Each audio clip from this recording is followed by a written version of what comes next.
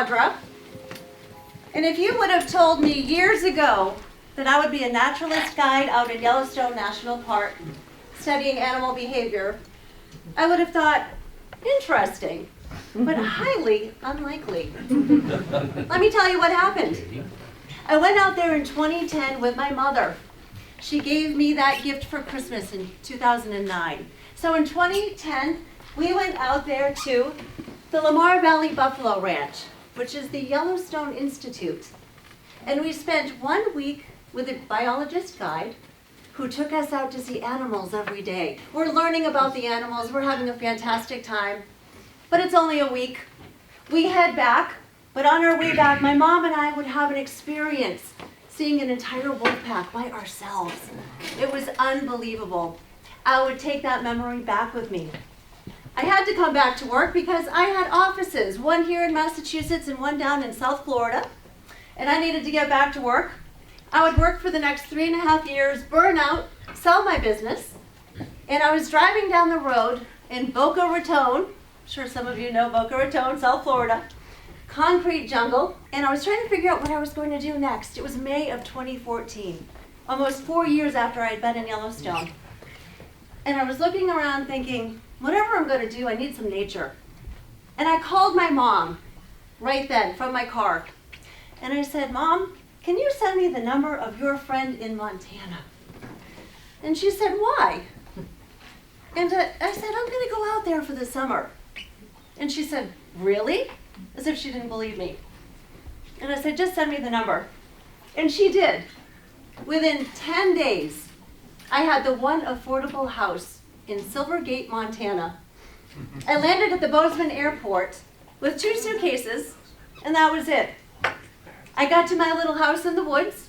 Population of Silvergate, by the way, 10 people. My neighbors were a couple of moose, a resident bison, a territorial black bear that liked to poop on my doorstep, just to remind me who was boss. I did not have a TV.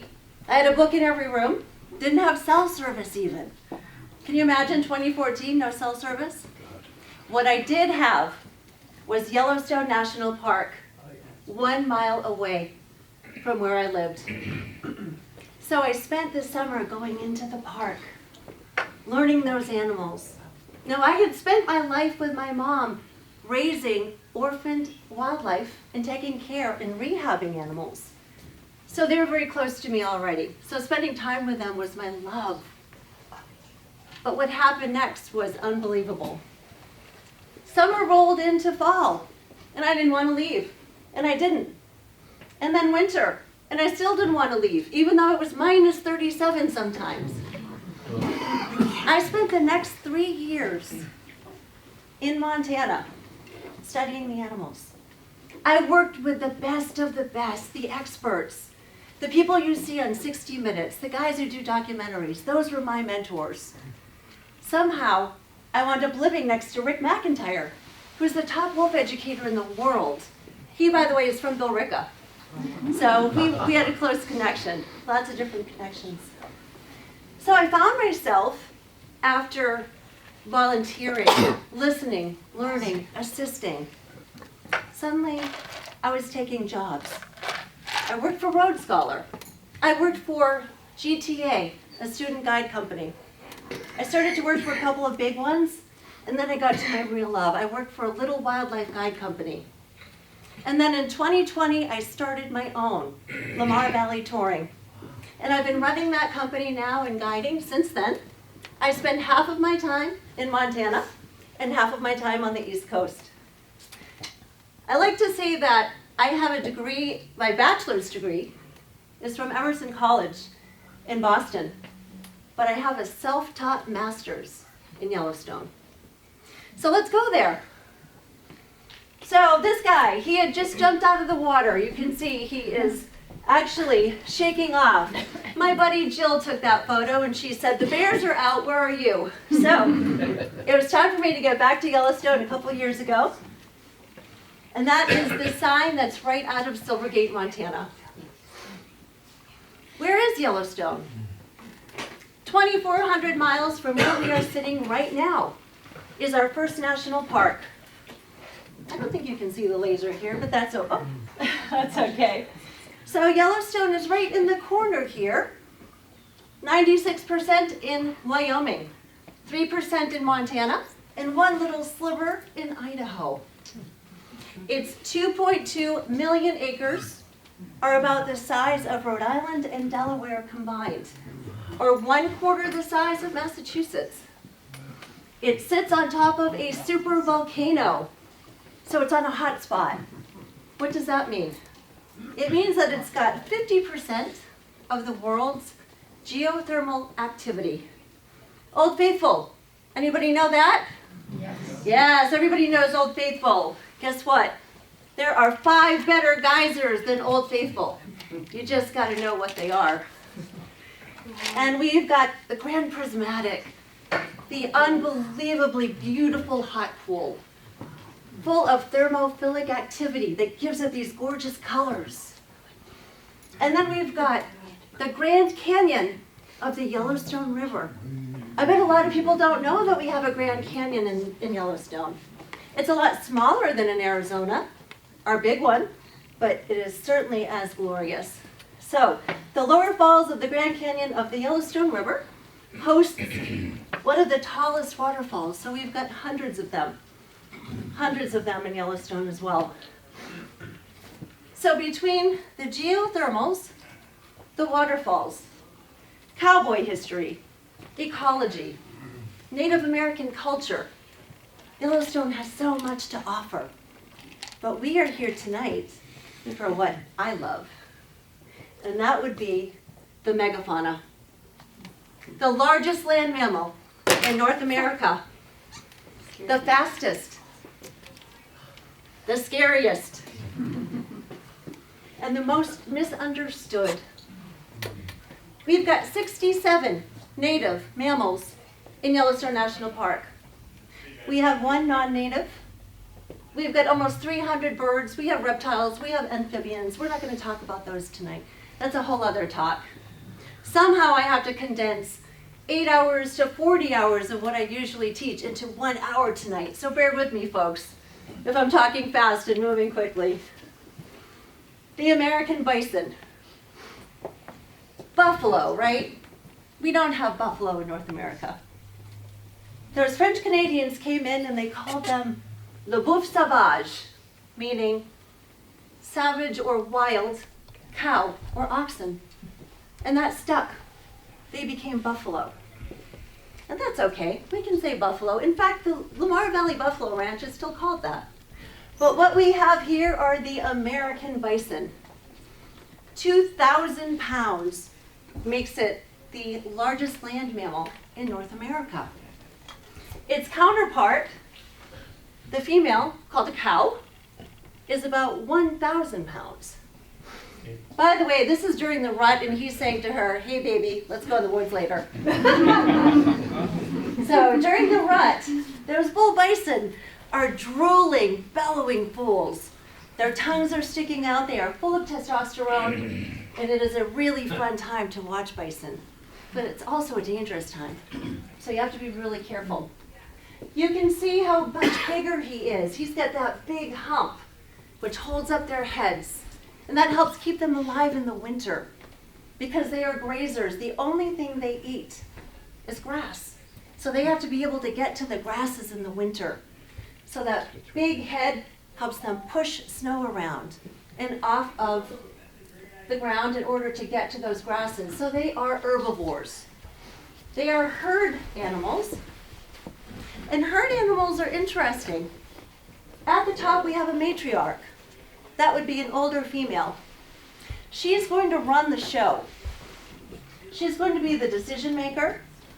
And then that herd is going to consist of her daughters, her sisters as well, her daughters. And you go down generation by generation to those babies of the year, those calves. When bison turn 2 and they are male, they're going to group up in June, little groups of 5 or 6 of them, and they are going to leave their matriarchal herds. And what's really fun is they find an older mentor, a protector, to not only protect them, but teach them how to be bison. So they'll be out there sparring and fighting, like our 16-year-old boys would be fighting in a living room, punching each other. And one of the bulls will walk up in between them like, knock it off, guys. And those two young bulls will go in different directions and they'll stop. So we see that behavior, and it's really quite fun. Everybody swims, everybody plays, and everybody swims. I just happen to love this photo. This is the Lamar River in the heart, again, of Lamar Valley, where I mostly work. I do call it my office. So swimming in the river there. And a bull. I was really hoping he was going to take out that sign. Really hoping. So they will go through the park, especially when they're in the rut, and they will take trees out. They'll pick up wild sage and they'll walk around with it, not on purpose, but they'll go with their horns and they'll pick it up and they'll walk around with sage on their horns. So they are pretty wild, see that? So they're doing that all the time. Now the bison have a really important history. They were almost completely extirpated, by white man. We went from having millions of them throughout North America down to 23 animals in Yellowstone. That's it, 23. Of all people, it was Theodore Roosevelt, the great hunter, the man who killed everything. He spearheaded the program to bring back the American bison. So what they did was they built the little buildings, Lamar Valley Buffalo Ranch, where I started my journey. They built those in the early 1900s, and U.S. soldiers, and those soldiers were brought in for protection because poachers were still going to go after those last bison that they were trying to repopulate. So 23 bison that were rounded up in Yellowstone, and they brought in 21 more from Texas and from Canada. Now it's very important to understand that if you're going to do a repopulation of a species, you need genetic diversity. So getting animals from different geographical locations was really important. So they made sure that those animals had not interbred with cattle, so that they were genetically pure bison, and then they brought them to Lamar Valley. Now those Texas bison really needed to be cared for because they had never seen snow. So the buffalo keeper and his assistant, they would bring them in and out of the corrals, in and out of the barns. They would feed them supplemental hay. They would make sure that they were safe. And over time, we went from those first 44 bison, and today we have 5,200 to 5,800. Yellowstone gives the American bison to Native nations and to other parks around the country. So, as much as they might look like dullards, they're not. They're a lot of fun. Now these girls, they didn't really mean to be sticking their tongues out at me. But you can tell there's snow there. Actually, we had berms on both sides. We were going nowhere. They ruled the road. And there are times in the winter where we get stuck and they're just doing a circle and we can't go anywhere. I happened to catch that as they both stuck their tongues out and it was just perfect. So those are cow bison. I'm actually going to go back to that in just a moment. So bison don't have very good eyesight. So that's one of the reasons why people might think, maybe not so smart. But they're very loyal and they're very emotional. I've watched them have funerals 7 times in my 12 years. And I watched them celebrate a birth. And that was my own. I've never heard anybody else talk about this. So when it came to the funerals, that is something that we know now that they do. So we might have a dead bison that has been hit by a car, or maybe it died of natural causes, but it's too close to the road. The rangers won't even move it until a procession has gone by. And what they do, they walk by, they put their heads down, they might even touch it with their noses, and then they walk on. It's a true procession. Now, if we have a dead bison on the valley floor, they might encircle it and do the same thing. And I have watched them keep predators off of a carcass for a day. They've chased off the wolves and the bears, even though that obviously is a dead bison, a dead herd mate. So, loyal, emotional. They have a lot going on.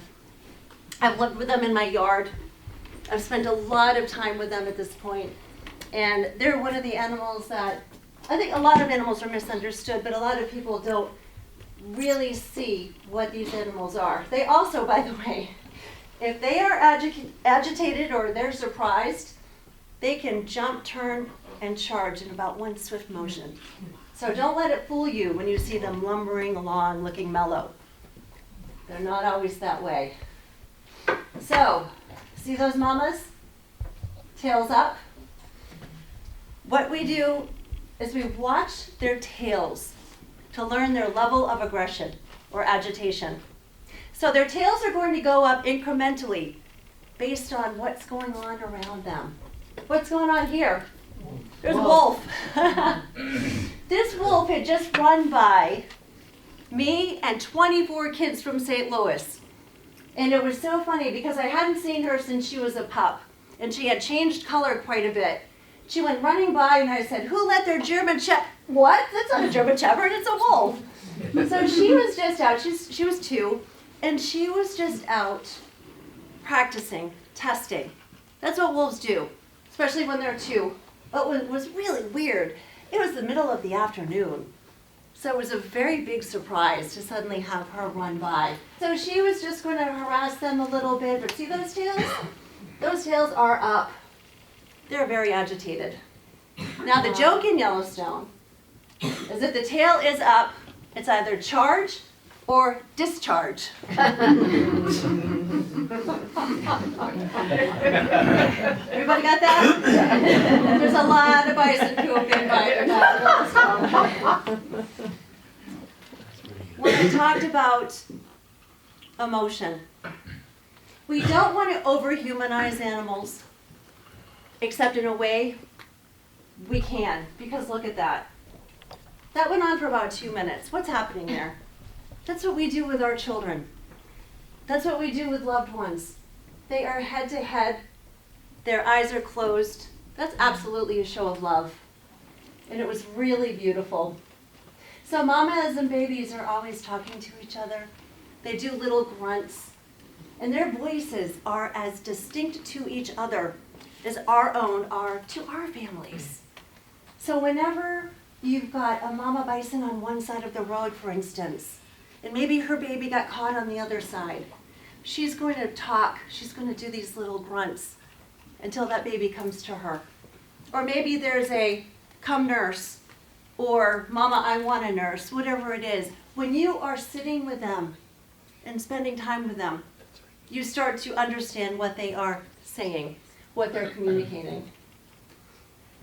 So there is our largest land mammal.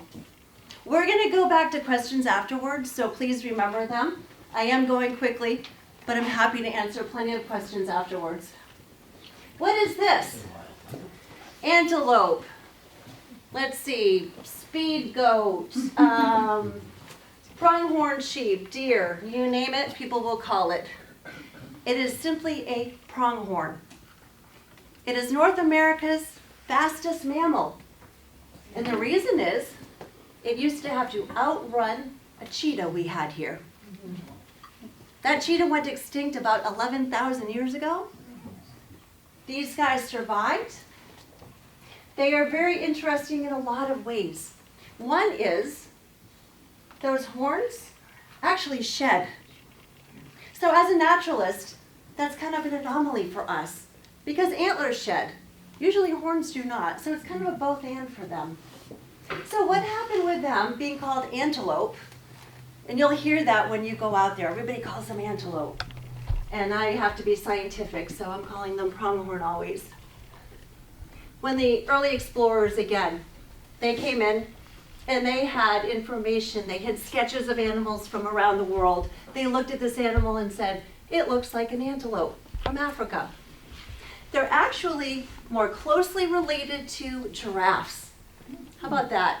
We're closely related to giraffes.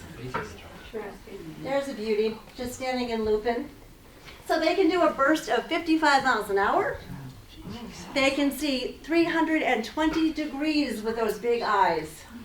They're almost cartoonish looking. So because of that, nobody can catch them. No predator can catch a pronghorn. So the only way their population is controlled is predation on their fawns. And that's sad, but that is nature. So how does nature balance that? 95% of the time, the does have twins. And then they stash them in 2 different places. And a predator's probably going to get one. So they'll wind up with one.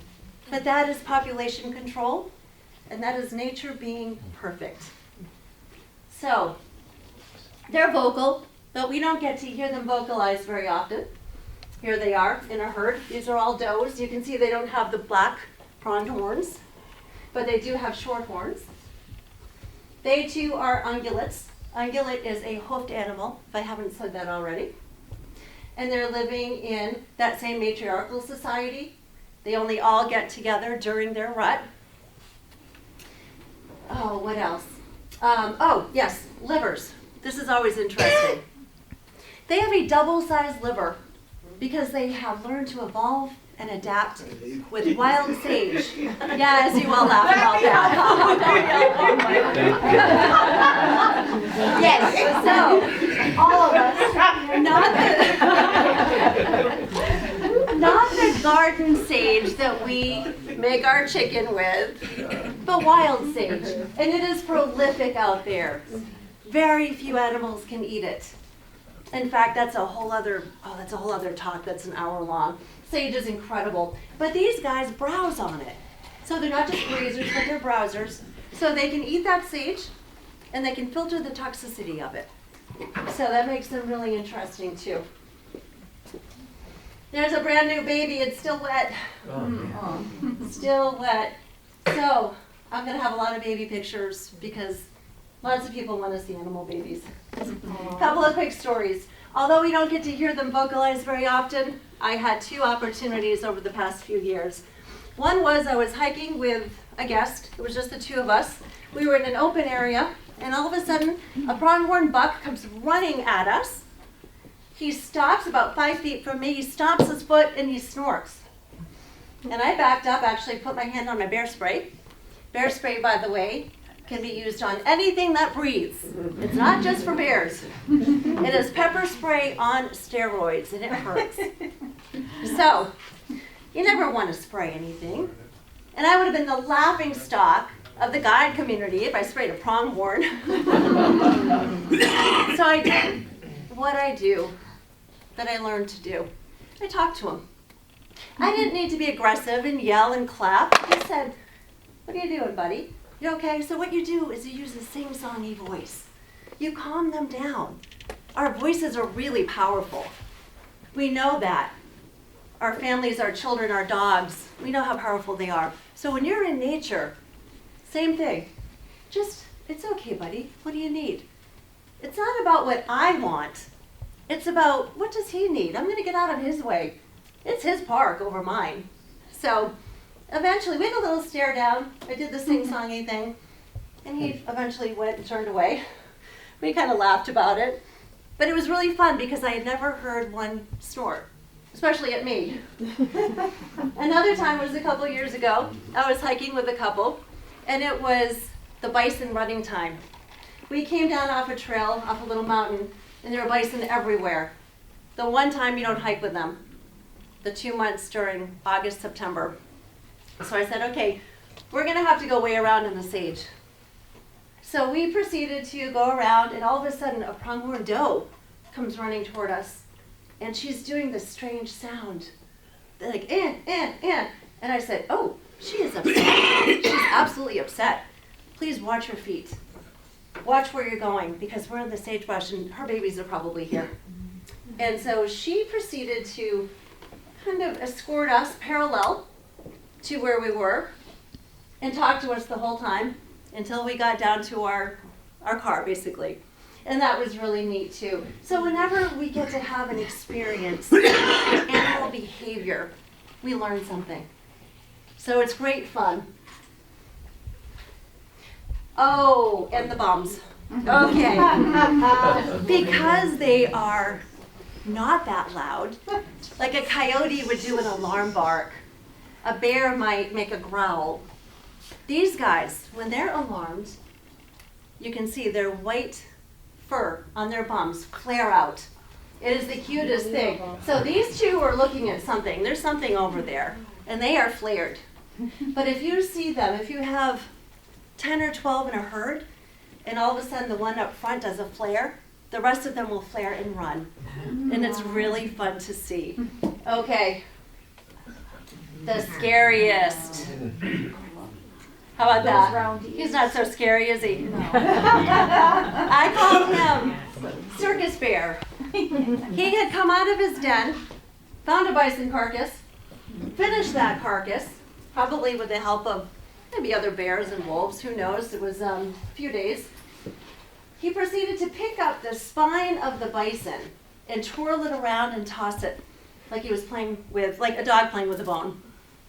And then he did this goofy thing. He's like holding on and rocking.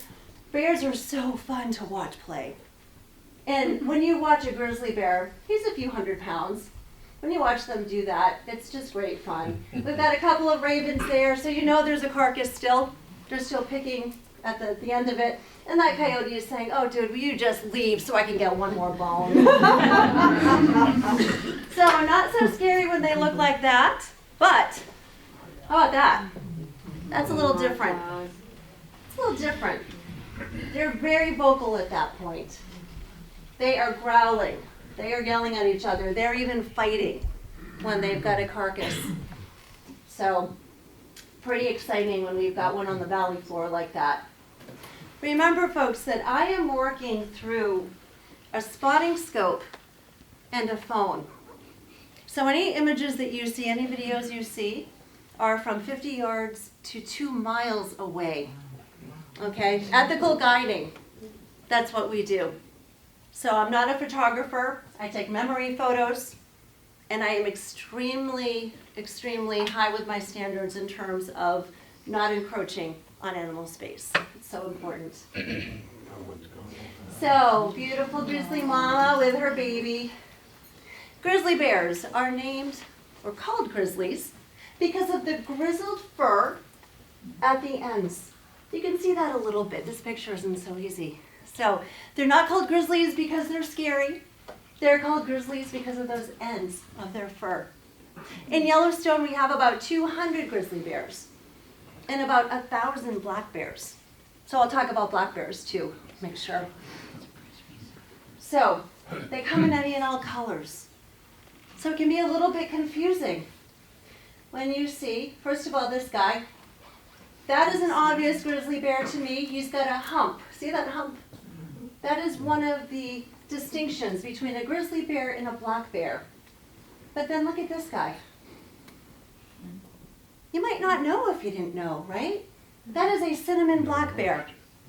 You can see he doesn't have a hump, but if you saw him from a distance, you might not be able to tell the difference. So grizzly bears come in any and all colors, as do black bears. So the species is black bear, but we will frequently say cinnamon black, chocolate black, blonde black. And mamas can have different colored babies too. So those colors adaptations are really fun to see. Speaking of babies, okay, we've got one black and one brown. Can you see that?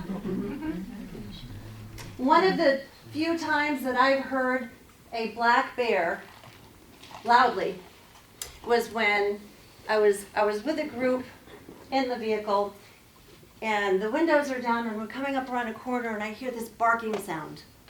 What is that? Doesn't sound like a canid. And I look over and there's a black bear mama. She's looking up in a tree at her 2 babies that were young. They were probably only 10 pounds or so. So they're called cubs of the year. And they won't come down. And they are crying and whining and looking down, and she's barking at them. They will not come down. We watched it for a few minutes, and then it got to the point where people started to show up, and it was time to go. So I don't know if she went up and got them or if they made their way down slowly, but whatever it was, that happens with black bears frequently. And black bears, by the way, are the ones who climb. They have the short claws, the curved claws that allow them to shimmy up trees. Grizzly bears do not. Grizzly bears have flat, long claws for digging. It's also why they have that hump. That's a hump of muscle for them to dig, to flip boulders. So those are a couple of the distinguishing factors of a young cub. So this cub is looking at us, looking at him, basically. So, very cute picture. Now, is it good to have a standing bear or a bear on all fours? Standing bear. Hollywood got it wrong, as it usually does. So, if we were hiking in Yellowstone and we saw a grizzly bear standing up, that would be a good thing. They don't have great eyesight. So when they're standing up, they are assessing the situation. They're listening and they're smelling. They're trying to figure out if we are a danger. If they are down on all fours, they can come at you. So better to see them standing than down. Quick video here. Sorry about that. It's a little too quick. It's a cinnamon mama with one cinnamon baby and one black colored. And I know that's really fast. Oh, I love this beauty. So this bear was about this big, and we were taking a walk on a trail, and you can see that, what is this, guys? Black bear, right? Black bear.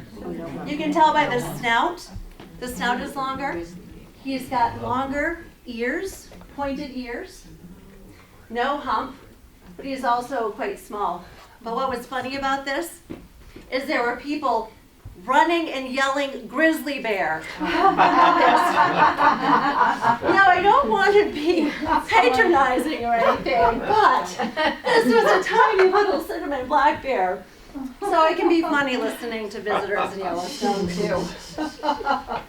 But that's a beautiful spring day. The flowers are out, and these are some pretty big tracks of a grizzly bear. One of the things you need to know is the difference between the two when you're hiking. So, this is actually a really fun story. By the way, they were about this big. I had a couple who had just had this big fancy wedding in Newport, Rhode Island. Oh. They were from Connecticut. And they had hired me a year out to do a really good hike. So I took them on my favorite hike where you don't see people. It's a little dangerous. Lots of water we had to go through. It was really fun. We're 11 miles in on a 12-mile hike. And this is what we see. It's August. It's berry season. Suddenly we go from an open trail to a really narrow trail with lush berry bushes on either side. Now, I don't have many uh-oh moments because I've studied these animals and I'm not really afraid. I'm much more afraid of swimming off the Cape Cod. Not so much the grizzly bears. So I say to the kids, they're in their 20s, bear spray ready, start making noise. Of course, prior to hiking, I had given them a talk. I had taught them everything that they needed to know, the what ifs. So, okay, so now we're singing and clapping, making noise, and we go just about 20 yards. All of a sudden, a big pile of berry full scat. And it was still steaming. That bear was still there. And that is when I actually had one of those moments.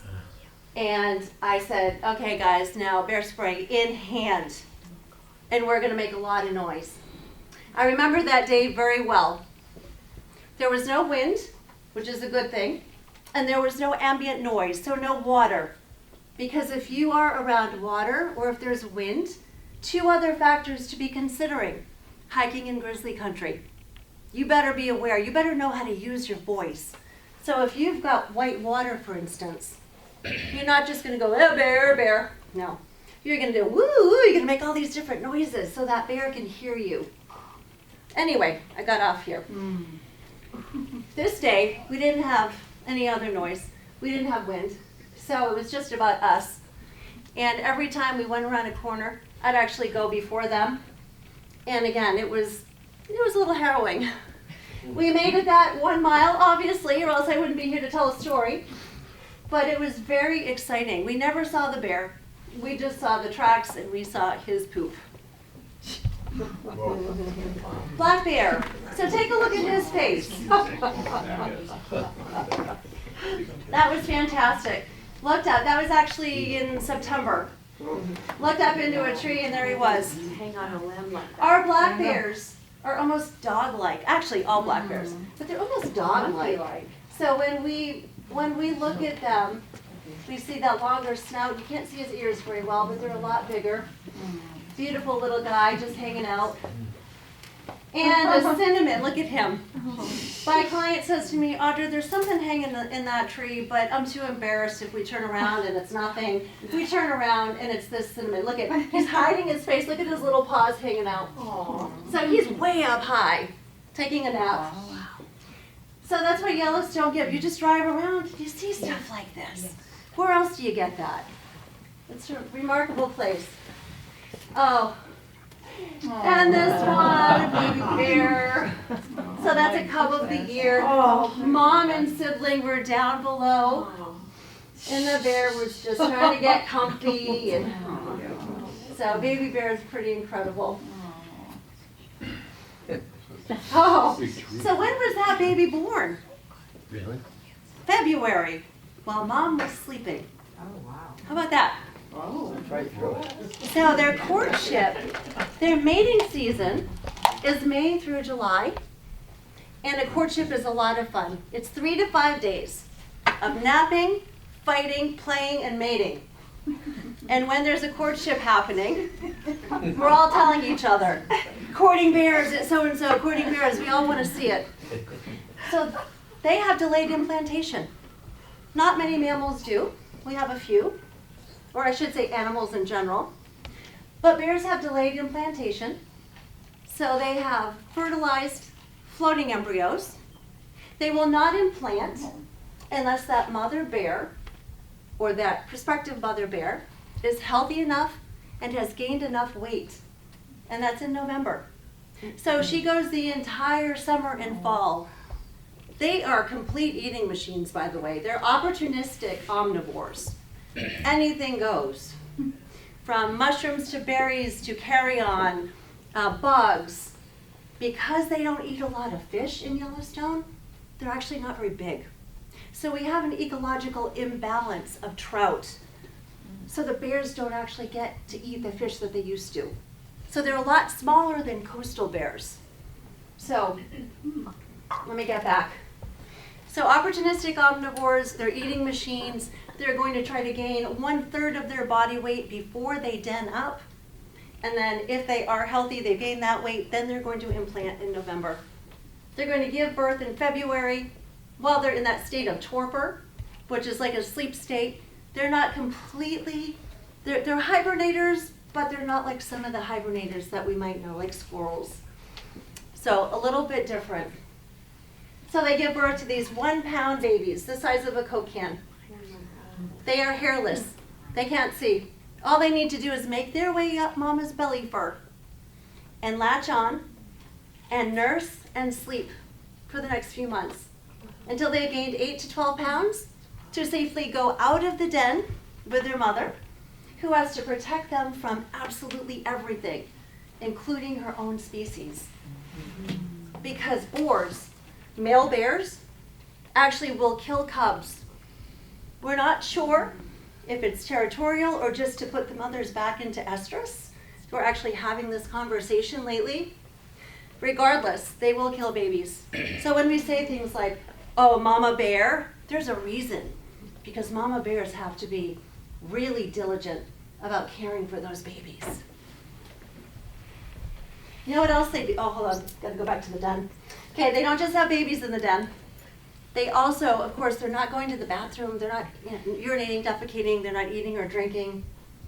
But what they're doing is they're recycling their urine, breaking it down into proteins.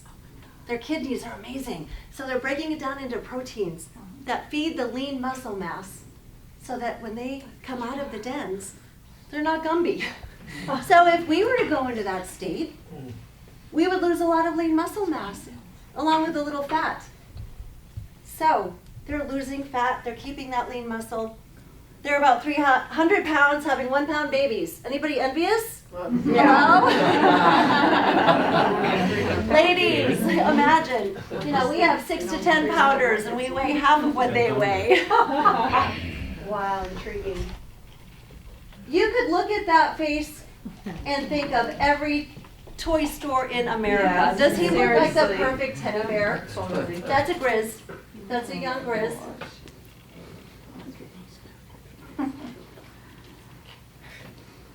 And, horrible video, but my gosh, look at this mama. She's rolling around. She's playing with her cub.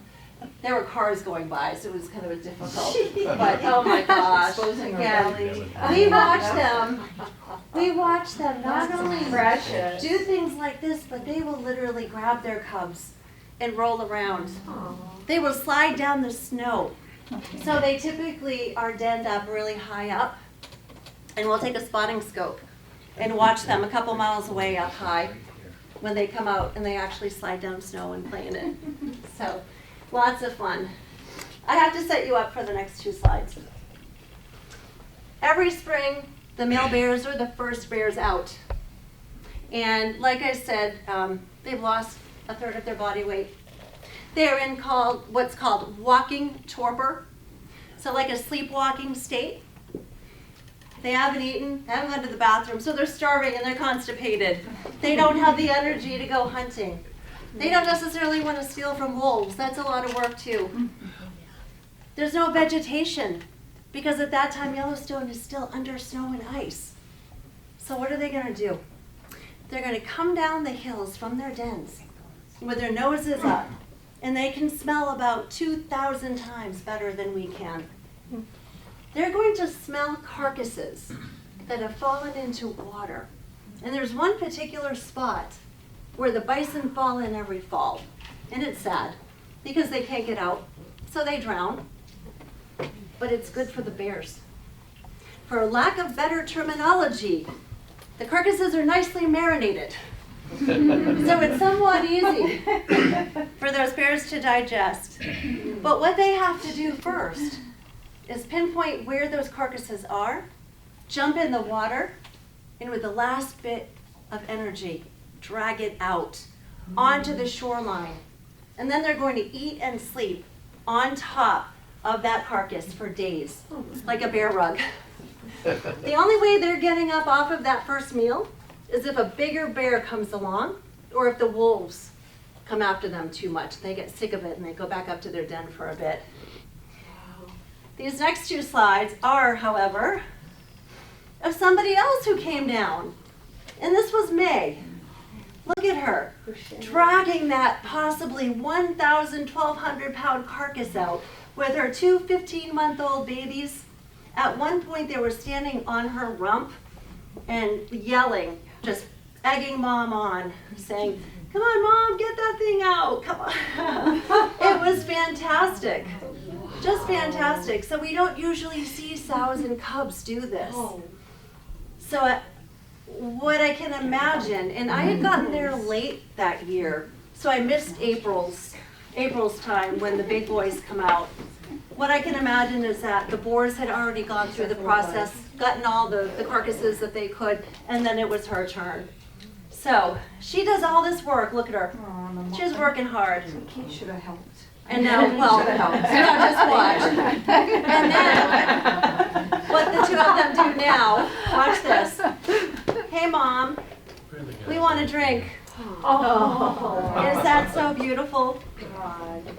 So she sits back and she nurses them. So precious. After all that work she did, they then say, "Thanks, Mom, but we want a drink." Looks like she's smiling. Isn't that beautiful? I can see a smile. Look at her pucker. Oh, It does.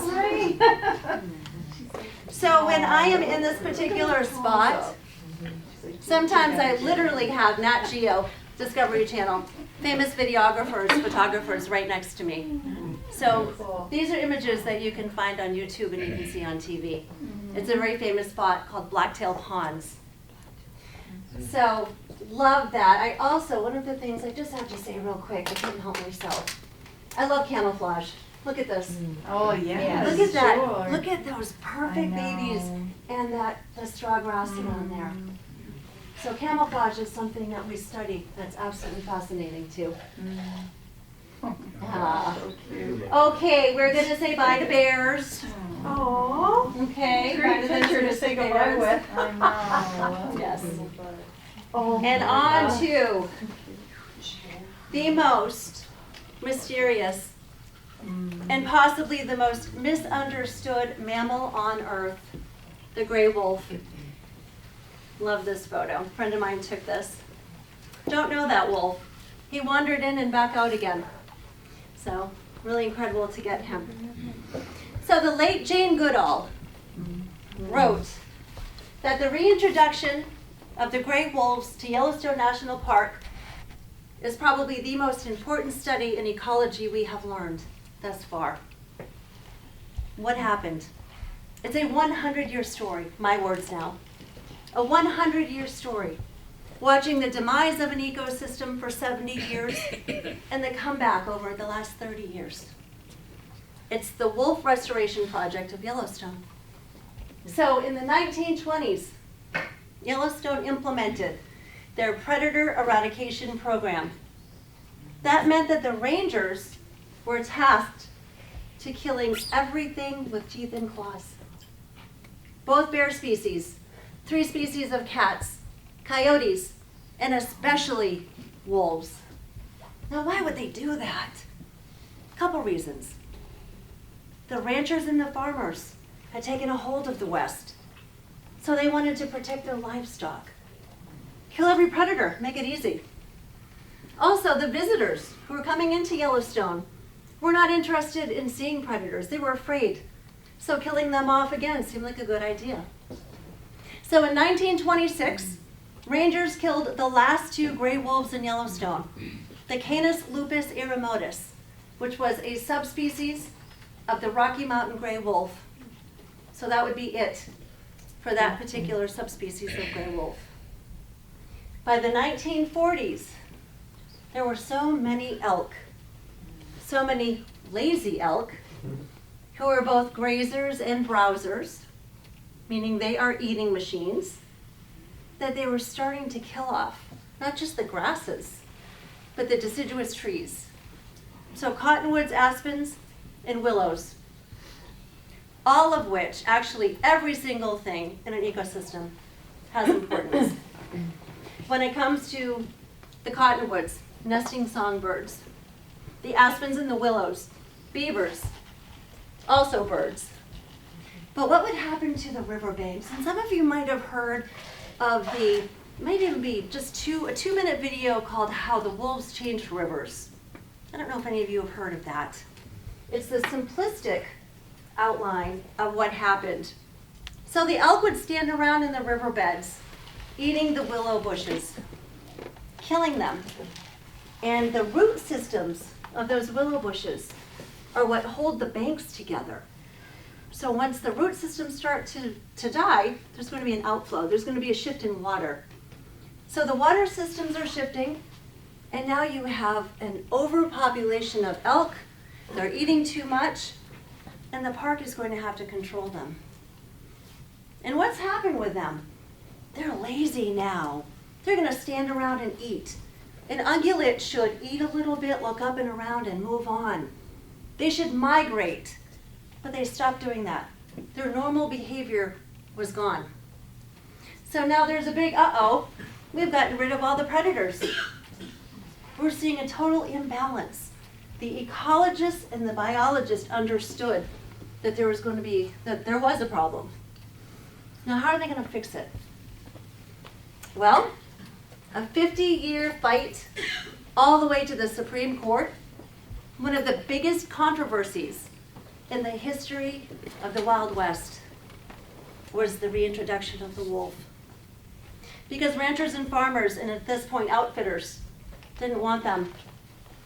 But ecologists and biologists understood that if we didn't bring them back, that imbalance was going to get worse and worse. So, I'm going to fast forward a little bit. 1970s, President Nixon would sign the Endangered Species Act, which would protect animals. All the animals could start to make a natural comeback, but there weren't any wolves. So what were they going to do? They were now going to work on a plan to bring wolves back. They were going to look in every possible direction, the pros, the cons, the what ifs, and hundreds of people, thousands of pages were written. And it went all the way up to when the Secretary of the Interior in 1994 would approve the restoration of wolves in Yellowstone, with the caveat that if they left the park and predated on livestock, they would be removed again. So now, they can bring back the wolves, but there aren't any. There aren't any in the lower 48 that have a prey-predator relationship with elk. And this is really important because animals evolve and adapt to each other throughout thousands of years. So in terms of elk and wolves, they run the same speed, they have the same advantages and disadvantages in snow and up and down hills. So when we look at the wolves that might be in northern New England, they would be gray wolves that would predate on deer. The timber wolves in Minnesota are moose eaters. The Mexican gray wolf, of course not. They needed wolves that would be able to live in sub-zero conditions and who would have a prey-predator relationship with elk. So they decided to go due north to Canada. And they hire a really cool guy. His name is Carter Niemeyer. And I've had an opportunity to work with him. He wrote books about going to get those first wolves. He goes up and he gets 14 wolves from 3 separate packs. And then one lone wolf who would become the first father wolf in Yellowstone. Now, you wouldn't go get a wolf pack and displace it. What happens? You need genetic diversity. I think I talked about that with bison. With wolves, it's even more important because they're too smart to interbreed. So very quickly, they would be gone. So, 3 separate sets of wolves from Jasper National Park up in Alberta, Canada, were brought down to Yellowstone, January 12th of 1995. It was a huge to-do. They were put in acclimation pens that were built behind the Lamar Valley Buffalo Ranch. Again, Lamar Valley.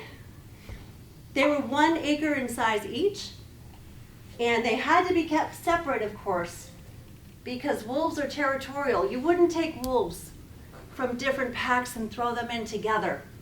They would kill each other. But we wanted them close enough so that they could hear each other, smell each other, get to know each other.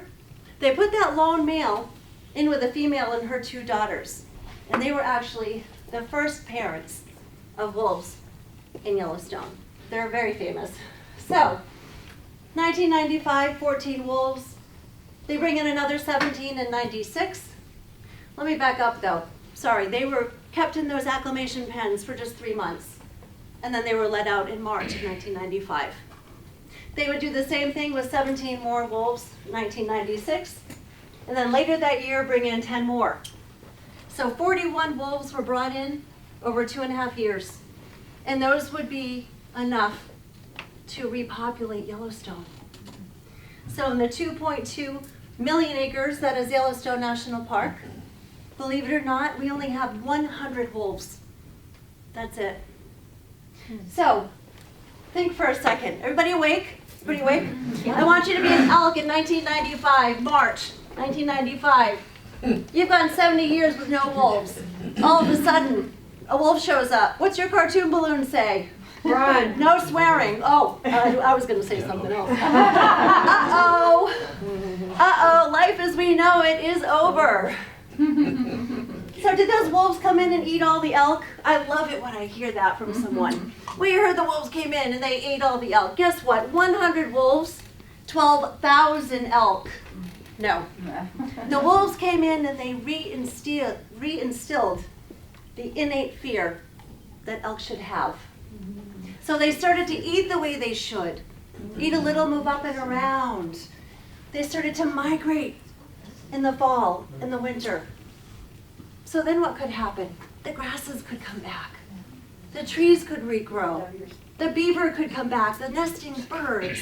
Everything from the top to the bottom could start to regrow.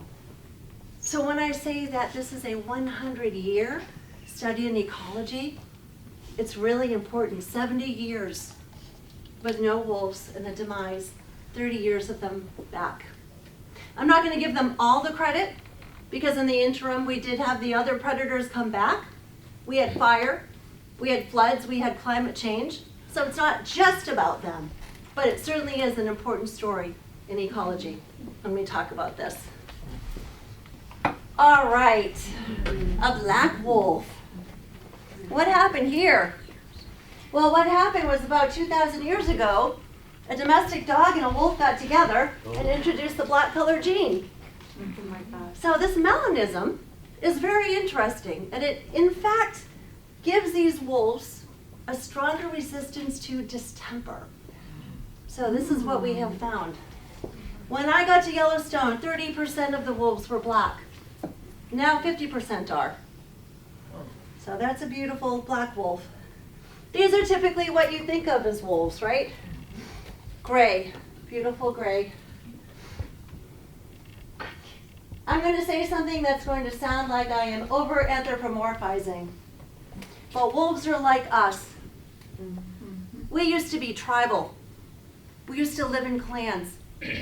Work for the good of survival, collaborate, take care of the kids together, hunt, gather, whatever it was.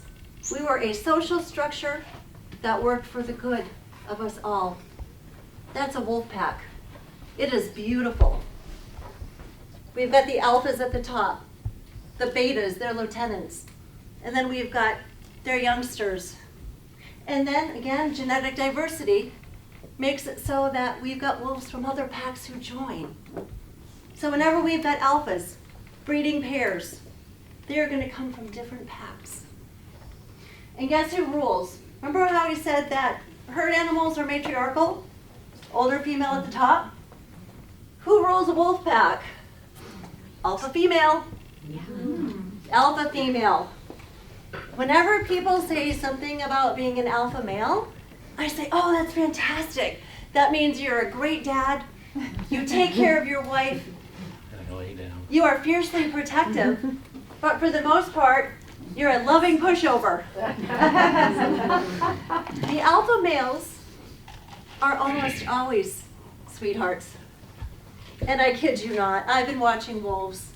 I have a 99% success rate out there. I've seen a lot of wolves. And I've gotten to study with the best of the best.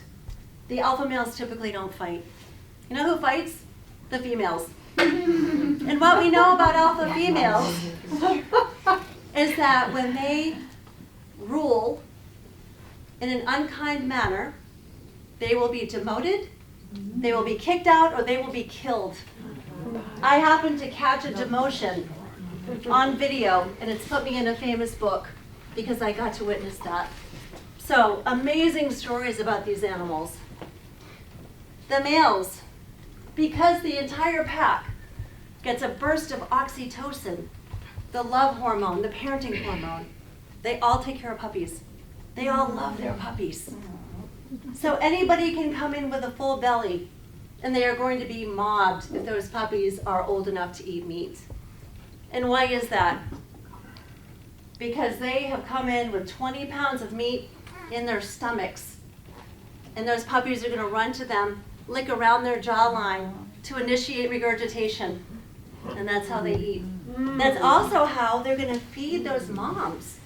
When the moms can't go out hunting, when the moms can't go out to carcasses, they're going to bring food in.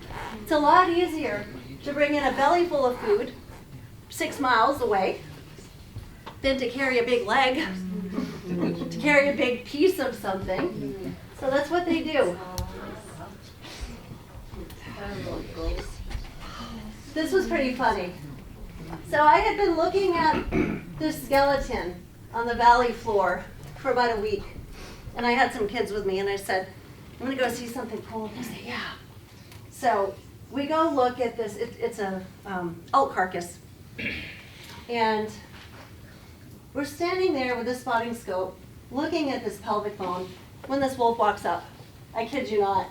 She picks it up, we take a photo, she puts it down and walks away. My only thought is she must have gotten my check. So what I bet is that she was hoping to pick it up to take it to the pups, but it was too heavy. So she was testing it. She was testing it. And this is how they look in the winter in their full coats. Absolutely beautiful animals. They are major communicators. They rally in the mornings. They have "where are you" howls. They have howls of anguish, happy, alarm. When you are studying them and listening to them enough, you know what they're talking about. So highly intelligent, sentient, emotional, social. They're one of few mammals that parent together like we do. When I talk about parallels with humans. So birds parent together, and canids do. Foxes, coyotes, and wolves parent together. They adopt in as necessary. The females will actually nurse each other's puppies. There are times when we don't know whose puppies are who, because they're nursing on each other, or different moms. So it's really interesting when we have what's called a complex pack, when we have 3 or 4 females who have birthed. We don't always know what's going on for a while. We've got simple packs, we have complex packs. So between 3 and 35, I have seen. The average pack size is about 12. That's a normal size. When it gets to be 35, it's too big. Another beauty. So if a wolf were to walk by me, it'd be about this big. So they are big. Let me see if I've got, I wanted to show, here's what. In more winter coat here, guard hairs longer, and then they shed out. And then those poor females, when they are nursing and they're shedding out, they look awful in the spring and summer. This one is looking pretty beautiful. Oh, and one of my guides took this photo a few years ago. I just love it because you're seeing 2 different colors in incredible winter fur. So look at those animals. And the camouflage again too. So this is a pup. If they are black in color as puppies, they're going to stay black until they're about 3, and then their colors will shift into maybe cocos or a little bit of, they might go gray. Not that they look like a gray wolf, but their species, but let me back up here. Their species is gray wolf. And they come in any and all colors. But when we see one that looks like this, it is under 3 because there's no shift in color yet. This is a show of love. When they place their faces or their jaws on the back of another one, that's a show of love. They will place their paws on each other's shoulders. We have 2 new alphas in the pack that I study, and they absolutely love each other. When they are napping, they're touching. They go howl together. I saw them, I laughingly said to one of my friends recently, they go out on dates. They had a hectic pack, and I would see just the 2 of them out in the valley running around. And I would say, these 2, they actually go out together. Because they would just be out for a walk, and they leave a nanny. That's another thing they do. And one of the most incredible things I learned was my first year there when the wolves went out for a hunt, and I watched them go. And the wolf left behind was the nanny. It was a 2-year-old male. So all of them love and care for those pups. Another black wolf. Oh, just to keep that. My buddy Christina took a lot of these photos. So I've got coyotes, western coyotes, by the way, different than what we have here. Our coyotes here have wolf DNA. And we're trying to figure out just how much. That's a whole different talk though. So our western coyotes are about this big. They are absolutely beautiful. Look at this guy, he's about to jump there. Let's see if I can get, there we go. There's a beauty. He was watching 5 wolves in that direction with us. So we were standing over to the side of him watching a bunch of wolves, and this one was to look at him. He's on task there. He's staring, and then he gets over it. Look how beautiful that face is. So that is a pure western coyote. Long snout, ears. You can really tell the difference. When people show, or when I see on Facebook, these pictures of canids around here, and people say, what is this? What an interesting color, the size of it, the different behavior perhaps. We definitely do not have pure coyotes here. Or we might have a couple, but we have a lot of coy wolves. And coyote puppies. Again, can't resist babies. This is called Coyote Rock. You can see that sunburst lichen on that cool rock. That's a big piece of volcanic rock. And a couple more are gonna come running down. So, all right, the red fox. Another thing that happened when the wolves came back is they helped bring the red fox population back because coyotes kill foxes and wolves will control the coyote population. Poser. Total poser. And the deer family. So the biggest of the deer family, of course, is the moose. And the moose that we have out west is called the Shiras moose. It is the smallest of the 5 subspecies of the moose that we have in North America. But when they are running you down, they're not so small. That's another story. So the deer family has antlers, of course. Oh, another baby. Brand new baby, by the way. So animals in the deer family have antlers, and that would be just the males. They're going to shed those antlers annually. So we've got moose. Oh. So again, look at this. When we study behavior, you cannot see that there's not emotion there. That baby isn't eating from mom. There's nothing going on. There's something about love going on there. And a bull in my yard. So those antlers are called palmates. You can see why? Palmates, shaped like that. So we have a different antler. And that was in my yard a few years ago. I've had a lot of moose in my life. Great fun. Okay, the second largest in the deer family is the elk. That's the Rocky Mountain elk. And he is just glorious. He's quite young. And I can tell because he doesn't have he doesn't have a thick neck. So, and that's an older boy. Look at him. He's sitting in the Mammoth Hot Spring Terraces. We are not allowed to go in them, but it's their park, so they can go in. A couple of females down in the river. And, come on. Oh, bugling. So they go into their rut in September, and I'm sorry we can't hear this. It's a loud, high-pitched noise that carries for miles. So look at this. Watch him as he bugles. See that? And that's a time to be in Yellowstone. So that's September, October. That's cool. Yeah. And this is my yard, another baby.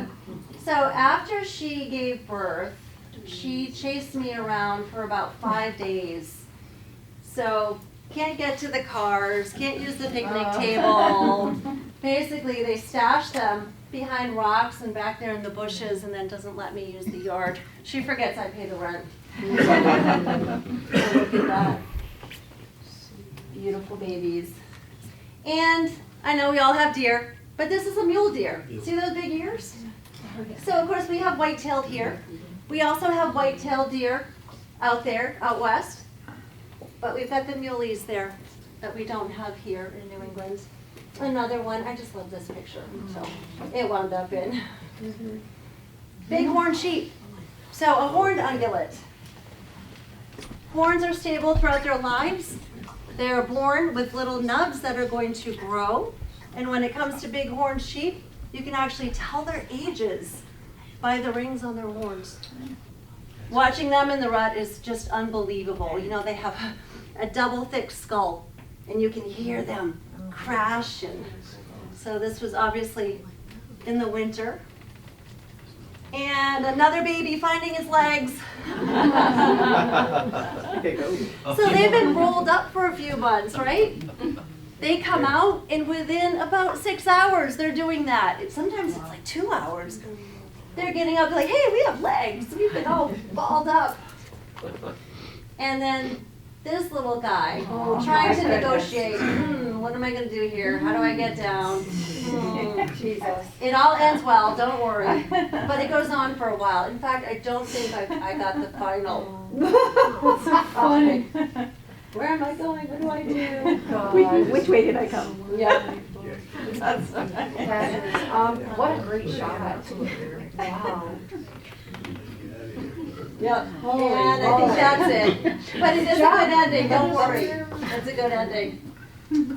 The Greater Yellowstone Horned Polar Bear. Did you know about them? No. Oh, good. Because those are mountain goats. But from a distance, it's really fun to tease people.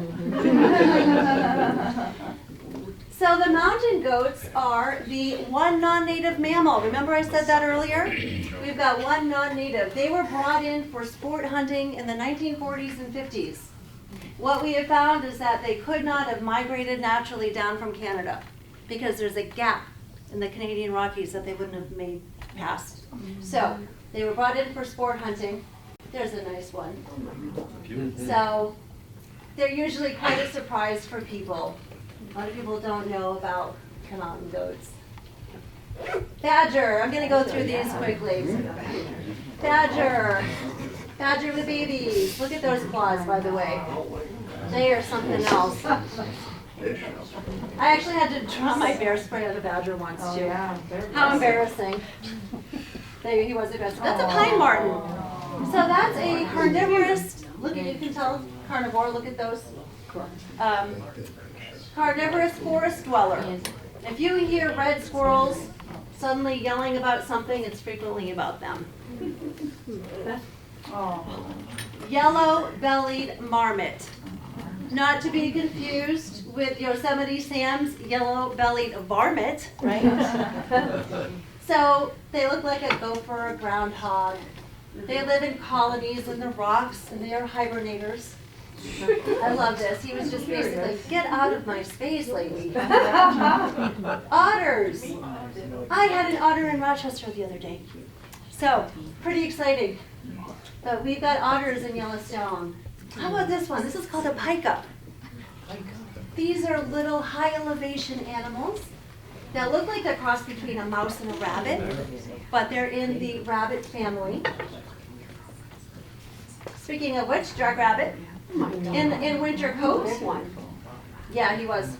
Yeah, in his winter coat. And cats. Zero cat mojo. Me. Never see cats. So a couple reasons. One is they have a lot of space. First of all, they're elusive. They do not want to see people. If they're around people, it's because they're forced. They're sick, they're starving. Something is going on. So the way my friends, my colleagues study these animals is they will track them in the snow, sometimes like 20 miles into the interior, and they will put up game cams. And they get information, they get photos. So if somebody ever says, I'm going to hire you to take me to find a mountain lion, big no. Not going to happen. We've got Canada lynx. Look at that guy. So some of my friends who are photographers will go out in the winter and get photos like this. I don't have the patience. I'm not a photographer, but I'm pretty impressed when they can get something like this. And bobcats. The bobcats. And more wolves. So we've got a gray wolf over here. Did anybody notice our wolves have collars? Did you see that in the photos? We collar 15 to 20% of our wolves. They are some of the most highly studied animals in the world, the wolves of Yellowstone. Two of my best friends actually just did the book, the genealogy book, from the first wolves to today. So when we collar them, we get their DNA, we blood sample, obviously, measure their paws, weigh them, check out their skeletal system, basically give them a physical. And then they get a collar and they get a number. So that's how we refer to them, is by number. Oh, and a pack going right across the valley floor. If I have a day like this with clients, that's an A+. When you've got a pack of wolves walking across the valley floor like that. They're pretty incredible. Yeah.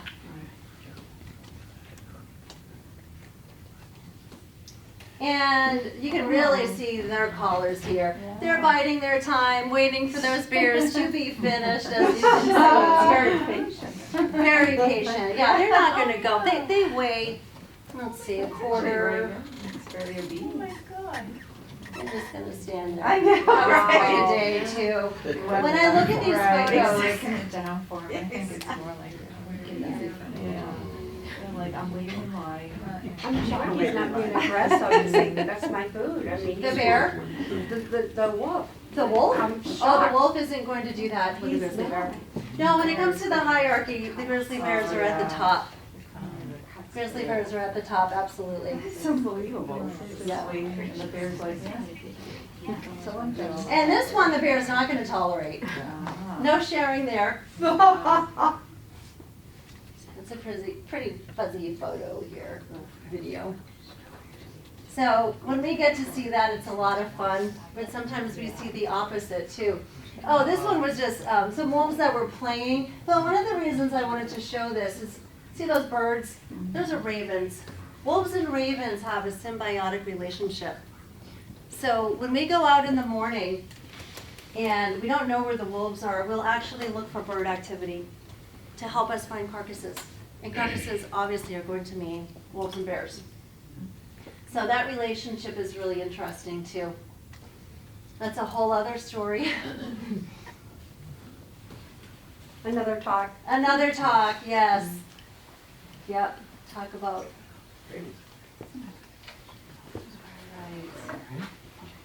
And a rally. Lots of wagging. By the way, folks, when you're studying wolves, the way you understand their social structure is by watching their posture. There's never going to be a subordinate who's going to walk up to an alpha with their heads high, their ears up, their tails up. That's going to be a no-no. They're going to get pinned very quickly. So when you're watching wolves, you can tell who's who. Not necessarily right here, because they're all just wagging and rallying, and basically this is kind of a good morning. Are we full enough to go take a nap yet? So we aim to see that when we can. See the body posture of the two black ones? I'll teach that real quick. Tails down compared to up wagging. See that? That's a subordinate. Just a quick look. Oh, and I love, look at all the puppies. Puppies, puppies. Now these two elk don't know what to think. They are saying, we hear something, we're smelling something. See, he just put his head up to smell. We've got two adult wolves. This is really a little, there we go. There's one coming down, there's another one there, and a bunch of black little puppies. And those elk could actually be dangerous for the wolves, believe it or not, because they might go stomp puppies. They know what they grow up to be. So that wolf is going to come down and decide to tell those elk, get away from my den site. Wow. That's a whole denning area right there. There were 2 moms and about 9 puppies were right there. Oh, my last day in Yellowstone this year. Did you see the size of that grizzly bear? Really smart, not just huge. Probably huge because he's smart. he befriended a pack of 14 wolves. And because they were friends, the wolves shared with him. Now this isn't normal. This just happened to be a situation where that bear was really lucky. And so after they had eaten for a couple of hours, these three were taking a walk. I was actually accused of AI with this, which was very interesting because completely against anything I'd ever do. But it was my last morning in Yellowstone before I drove here. Do you think it was young when it befriended them? No? No, just this year. Just this year. So, we're going to end where we started, in Lamar Valley, Yellowstone National Park, where we have an abundance of wildlife, where we have biodiversity, and where we have a very important ecological story. And what we know from that story is a very simple concept, a simple idea that in nature, everything is connected. Thank you.